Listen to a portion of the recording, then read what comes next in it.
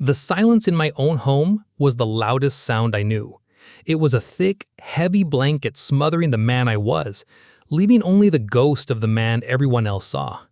For years, George had been a good husband, a steady provider, a quiet neighbor. But inside, a different soul was breathing, waiting. A soul that longed for the whisper of silk against her skin and the soft click of a heel on pavement. That soul's name was Jennifer. The feeling had become an ache, a constant, low-grade fever demanding to break. Then, an email lit up my phone. An invitation to a 70th birthday party for my old friend, David. My heart leaped and then immediately sank. Go as George, the reliable, fated man my wife tolerated? Or go as me? It all began 5 years ago, back when I was still driving long-haul trucks. The memory is so clear, it's like a movie I can't turn off. I just grabbed my delivery notes and went up to the office to hand them to Sarah in dispatch. Her monitor was open to a webpage, and on it was a stunning emerald green bodycon dress, sleek and form-fitting. Without a single thought, the words just fell out of my mouth. "That's beautiful," I said, my voice softer than usual. With some silver heels and maybe a delicate fascinator, that would be a knockout. Sarah swiveled in her chair, her eyes wide. She told me to close the door. Her voice was low, not unkind. "George, have you ever worn a dress?" The air left my lungs. It was the first time the question had ever been spoken aloud. I nodded, unable to find my voice. "So, you're a crossdresser?" she asked, her gaze steady. I suppose I am," I whispered. That one conversation with the woman I barely knew cracked open a door I thought was sealed shut. Sarah encouraged me, told me about a world I never thought I could be a part of. But how could I tell my wife, the woman I'd shared a bed with for 30 years, that I found more comfort in a satin bra and panties than I ever did in my own skin? It took me a year to build the courage. The night I told her was the night my marriage died. She didn't just get angry, she unraveled.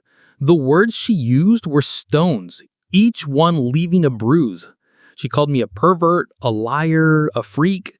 She accused me of deceiving her. From then on, my home became a prison. Her friends would come over and look straight through me, their whispers following me from the room. She policed my spending, her lip curling with disgust if a package arrived that wasn't work boots or flannel shirts. I was forbidden from being Jennifer during the day, confined to the shadows of my own house.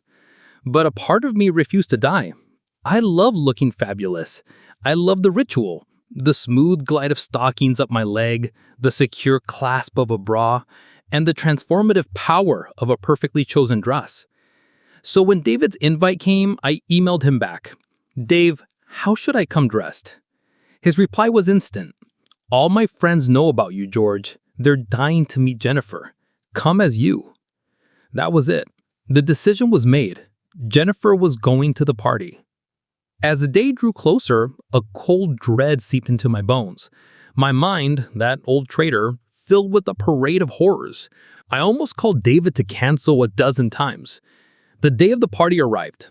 At 5 p.m., I locked the bedroom door and began. The process was my sanctuary. I shaved carefully, my hand steady despite the tremor in my chest. I showered, letting the hot water wash away George and his fears. Then came the magic. The soft, lace-trimmed panties, the smooth satin bra that gave me a shape I adored. I stepped into a simple, sleeveless black gown that hugged my hips before falling gracefully to my ankles. It was elegant, understated. It was Jennifer. An hour later, I stood before the full-length mirror. My nerves were a live wire, but looking at my reflection, at the woman with the soft makeup and the gentle eyes, I felt the flicker of peace. At 6:30, it was time. My wife was out with her friends, a small mercy. I slipped out the back door and walked to the bus stop. I bought my ticket for the express bus into the city, my hands trembling as I took the slip of paper. I found a seat in the back, my heart pounding against my ribs. Then the unexpected happened. A young person with brightly colored hair and kind eyes sat down across from me. They offered a small, warm smile. "Hi, they said. Heading into the city? Yes, for a birthday party, I managed to say. Cool. They looked at my dress, their eyes crinkling at the corners. You look really nice. We chatted the whole way. Their simple acceptance was a balm on my raw nerves. When I arrived at the restaurant, an upscale place downtown, my anxiety returned.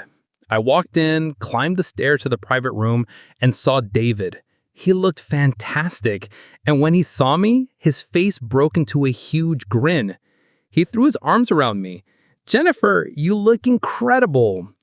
He introduced me to his friends, and the night was amazing. People were kind, curious in a respectful way, but my eyes kept drifting to one man. He was standing with a small group, handsome in a rugged way with sharp eyes and a cynical curve to his lips.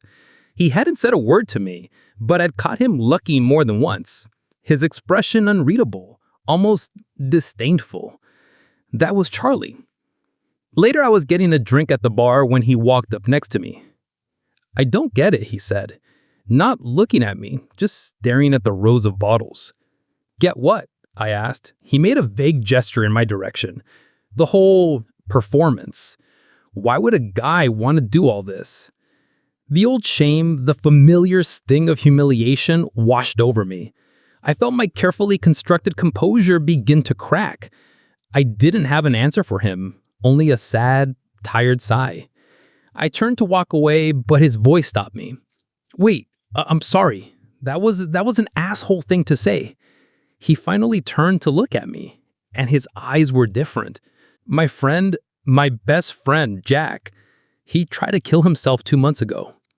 I stood frozen. He came out to his family, Charlie continued. They destroyed him, called him everything you can imagine, told him he was dead to them. I used to be like them. I'd make jokes. I thought it was all just a choice, a lifestyle. Seeing Jack in that hospital bed, seeing what that hate did to him, it changed everything. I look at you and I see someone brave enough to be who they are, and I feel like the world's biggest fool. He looked down at his hands, then back at me. I'm Charlie, and I'm really sorry. We talked for the rest of the night. He asked me about Jennifer, not with judgment, but with the genuine, gentle curiosity. He asked about the clothes, the feeling. I told him everything. It was like opening a floodgate. When the party ended, he offered to share a cab. The ride was quiet, but it was a comfortable silence. He asked the driver to stop at his apartment first. Will you come up for a bit? He asked, his vulnerability hanging in the air between us. I said yes. His apartment was neat, masculine, and smelled faintly of coffee and sandalwood. We sat on his couch, not talking. Then he reached out and gently touched my cheek, his thumb tracing my jawline. My breath hitched. No one had ever touched Jennifer with such tenderness. You're so beautiful, he whispered, his voice cracking. Tears welled in my eyes, tears of relief and a profound, aching sadness. He leaned in and kissed me. It wasn't a kiss of hungry passion, but of discovery. It was slow and soft, and it felt more intimate than I ever had known. His hand moved from my face to my shoulder, his touch gentle on the fabric of my gown. He wasn't trying to get past the dress. He was appreciating it. He was appreciating her. In that moment, I wasn't George the truck driver or Jennifer the persona.